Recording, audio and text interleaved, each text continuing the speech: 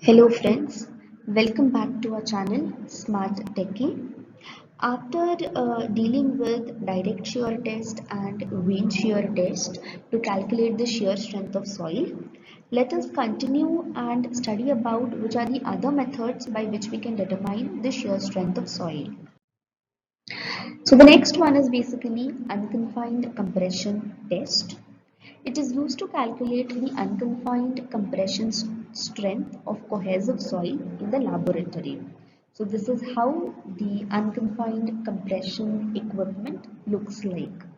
So we need a soil sample which is having the diameter of 38 millimeters, and it is usually conducted for the specimen which is smaller than 1/8 the specimen diameter.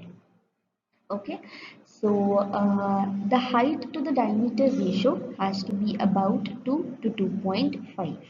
And how do we measure the diameter and the height? With the help of vernier calipers.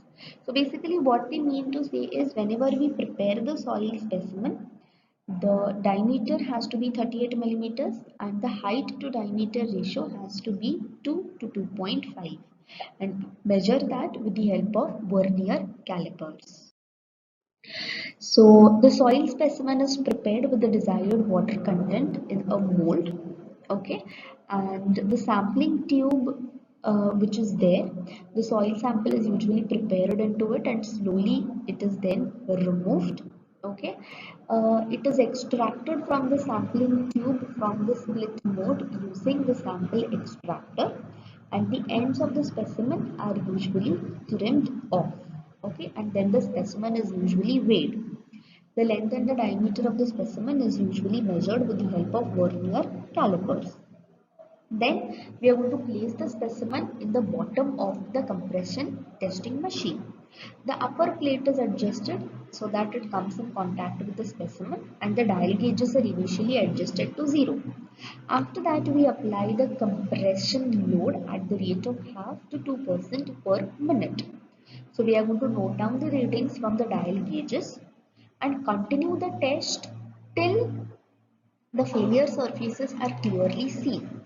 The angle of failure surface and the horizontal is also measured. The sample from the failure zone is used for the water content determination. Okay, so I repeat the procedure. Initially, we are going to make this particular sample of soil with the help of the sampling tube. So take certain amount of sample, mix it with the required water content, put it into the cylindrical tube so that you get this particular sample. Slowly remove the sample, trim off the edges, and then you want to keep it on the unconfined compression testing machine. This is the top plate which has to come in contact with the soil sample. It has the dial gauges which are usually going to measure the unconfined compression strength. And then you're going to start applying the load. When are you going to stop? When you find such failure cracks on the sample. So wherever there is failure, you're going to take certain amount of sample and determine the moisture content. Also, you're going to calculate this particular angle with respect to the horizontal.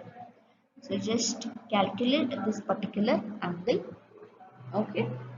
So QU is the unconfined compression strength, and remember, unconfined compression strength is always QU divided by 2. We have to always denote it by 2. Okay, so we are going to calculate the axial force, we are going to calculate the compressive force. So if you see this dial gauge, it is for the axial loading, and this dial gauge is basically to calculate the compressive loading. So the advantages are, it is rapid, it is inexpensive, and it allows rapid drainage for fine-grained soils. But the failure planes are forced to occur at a joint in the box. It is used for drained conditions only, and there is non-uniform distribution of stress and strain. So we have the last test, which is called as the triaxial shear test, okay, which is one of the most versatile shear tests of all the methods. We can calculate cohesion, we can calculate angle of internal friction. Okay, we can also calculate the total stress parameters and the effective stress parameters. And to study the slopes, to study the bearing capacity, to study the consolidation parameters, this is basically very much important. Okay, so you see this is a triaxial apparatus which is as shown over here. You have the soil specimen which is placed between the porous discs. You have the top cap ring, okay, and then you have the pressure which is applied. But remember one thing, that this soil specimen is usually confined inside water. Can you see, this is the cylinder, okay, and the soil sample is placed in between. So this entire part is nothing but water. It is confined in water. So in order to protect this particular soil sample, we usually put it in a rubber membrane so that this outside water doesn't damage the soil specimen. Okay, so how do you prepare the soil sample? You have to take a coarse porous disc or the stone which is placed upon the top. Then you have the filter paper, and then you have the specimen which is having 37.5 millimeters diameter, 75 height, which you are going to place in between, okay, between the porous stones, and then you are going to place it in the rubber membrane so that the water doesn't damage it. Then the triaxial cell, we are going to place it over there. We are going to tighten the nuts. And then what we are going to do is we are going to fill it with water. Okay. As soon as the pressure on the specimen, it starts consolidating. Okay. So when the consolidation is complete, now the specimen has to be sheared. Okay. So the drainage valve is closed. The loading machine is attached. It is basically run and the dial gauges are first set to 0. So the sample is sheared by applying the deviator stress by the loading machine. The proving ring readings are generally taken correspond to the axial strains of 1/3%, 2/3%, 1, 2 and so on up to 20%.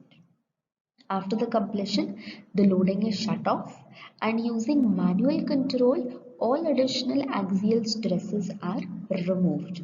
So the cell pressure is taken and it is reduced to 0 and the cell is emptied. Cell pressure is nothing but the water pressure because we are going to fill the triaxial cell with water. It is unscrewed and removed from the base. The specimen is recovered and the filter paper strips are also removed. The post shear mass length is determined. The water content is also found out. So this is how it basically looks. So there are basically two stages. The first stage is basically wherein the sample is set in the triaxial cell and the confining pressure is applied. That is the water pressure. In the second stage, we apply the axial stress, which is called as the deviatoric stress. So this is the cell pressure, and the one which is coming from the top is called as the deviatoric stress. So in both the stages, the axial strain, pore water pressure or change in sample volume is usually measured. So there is one more thing to be remembered, that is test types. We have unconsolidated undrained test. We have consolidated undrained test and consolidated drained test. So what is UU?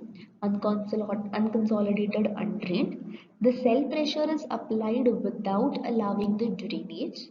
The cell pressure is constant and the deviatoric stress increases. So it is totally undrained.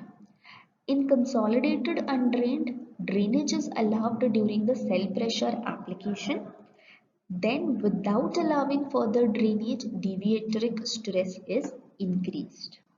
Lastly, we have the consolidated drained test. Okay, what we do over here is the drainage is permitted. So the rate of loading must be slow enough to ensure no excess pore pressure water develops. Okay, so this is nothing but UU, CU and the CD tests. So coming to the advantages, of course, the stress distribution is uniform, specimen is free to fail on the weakest plane, it has control over drainage parameters, the pore water pressure and volumetric changes are measured. The state of stress at all intermediate stages are also known. We can draw the Mohr circle, and it is suitable, it is also accurate for all the research works. but the apparatus is elaborate, bulky, and costly. It takes longer time when compared to direct shear test. It is not possible to determine the cross-sectional area of the specimen because the specimen remains cylindrical. The strain conditions are not uniform due to frictional restraint produced by the loading cap, which leads to the formation of dead zones at the end of specimen. The consolidation of the specimen in the test is isotropic, whereas in the field, the consolidation is generally anisotropic. In spite of all these disadvantages, triaxial test is one of the widely used tests to determine the shear parameters. Thank you.